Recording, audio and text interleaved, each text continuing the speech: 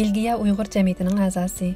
Brüksel Universiteti felsefe bölümü o'quvchisi Әсма 1 yanvar o'zgacha shaklda dаңlıq markalarning jurnal muqov surati taqlid qilib tortilgan suratlar orqali Uyg'ur majburiy emgakini oshkorlash faoliyatini boshlagan. Taqlidiy suratlarda modelning ustidagi kiyimlarning tushundirilishiga jazo lagerida yasalgan. 100% Uyg'urlar tarafidan yasalgan. Mecburi tug'mas qilingan Uyg'ur ayol tarafidan ishlangan degandek jumlalar ishlatilgan. Әсма xonim bu safarbarlik faoliyati orqali Uyg'urlarning mecburi emgakidan naf oladigan markalarni boyqut qilishga chaqirgan. Әсма xonim bu faoliyatning suratlarini o'zining ijtimoiy aloqa to'rida shu jumlalar bilan ham baharlagan.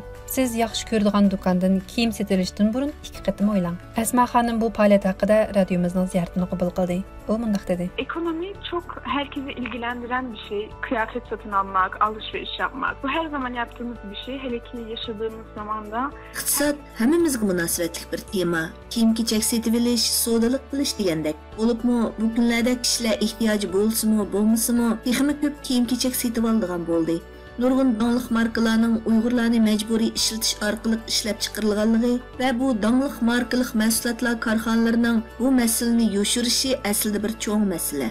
Men bu faoliyatimiz orqali Uyg'urlarga qilingan zulmga bizning qanchalik yaqin ekanligimizni bildirishni maqsad qildim.